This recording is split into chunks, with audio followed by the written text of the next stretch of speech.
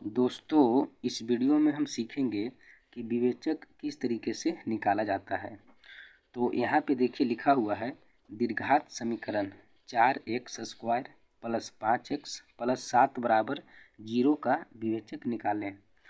ये देखिए हमारा बहुत इम्पोर्टेंट सवाल है, आप इसको अच्छे से समझना। देखिए हम इसको किस तरीके से बनाते हैं।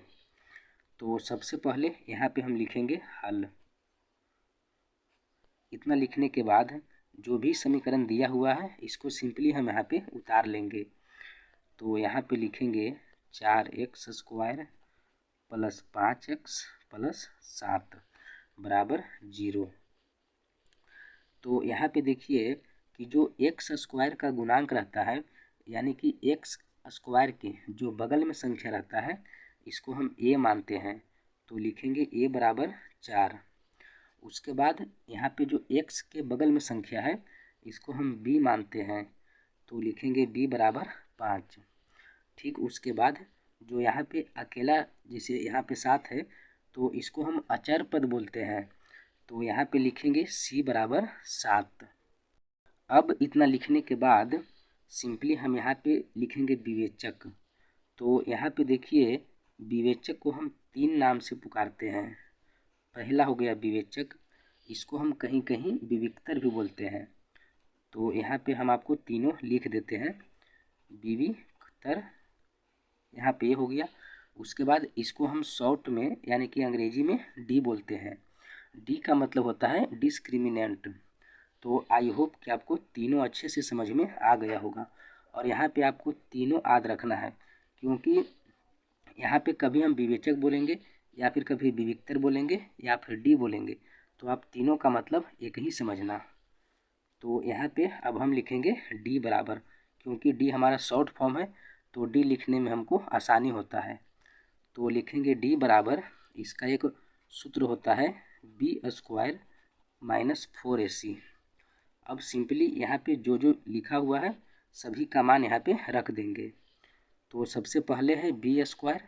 तो यहाँ पे देखिए b का मान 5 है, तो b के जगह पर रखेंगे 5 और इसके बाद यहाँ पे स्क्वायर देंगे। माइनस है तो माइनस का चिन्ह देंगे। उसके बाद है 4, तो यहाँ पे 4 लिखिए। अब उसके बाद यहाँ पे देखिए कि 4 और a इन दोनों के बीच में अगर कोई चिन्ह नहीं रहेगा तो हम समझते हैं कि गुना का चिन्ह है। तो यहाँ पे करेंगे गुना। उसके बाद a है, a का मान है 4, तो यहाँ पे लिखेंगे 4। फिर से a और c के बीच में यहाँ पे गुना का चिन्ह देंगे। अब उसके बाद यहाँ पे है c, तो c का मान है 7, तो यहाँ पे हम लिखेंगे 7। अब इतना लिखने के बाद सिंपली हम इसको सोल्व कर देंगे। तो यहाँ पे है 5 का स्क्वायर। तो 5 का स्क्वायर का मतलब हुआ कि हम 5 को गुना करेंगे 2 बार। 5 गुना 5, तो ये आ जाएगा 5 पचे 25।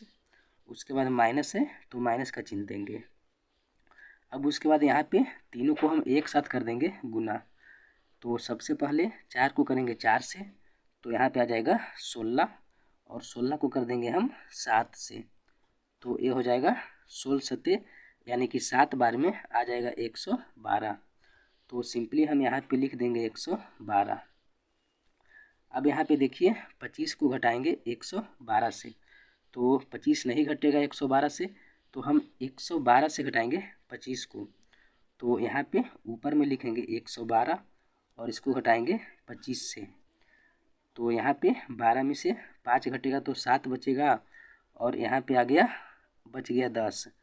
तो 10 से जब 2 घटेगा तो ये बच जाएगा 8, यानी कि सिंपली आ जाएगा 87। तो यहाँ पे हम लिखेंगे 87, लेकिन उससे पहले हम ध्यान देंगे कि ये जो 25 है ये हमारा छोटा है 112 से। तो 25 के जो सामने है यहाँ पे प्लस छुपा रहता है। अगर कोई भी संख्या के बगल में कोई भी चिन्ह नहीं रहता है तो हम समझते हैं कि प्लस का चिन्ह है। ठीक उसी तरीके से यहाँ पे है 112, इसके बगल में माइनस का चिन्ह है। तो जो संख्या बड़ा रहेगा उसके बगल में जो चिन्ह रहेगा वही हम यहाँ पे लिखेंगे। तो इस तरीके से हमारा आंसर आ गया माइनस में 87। तो आई होप कि आपको अच्छे से समझ में आ गया होगा।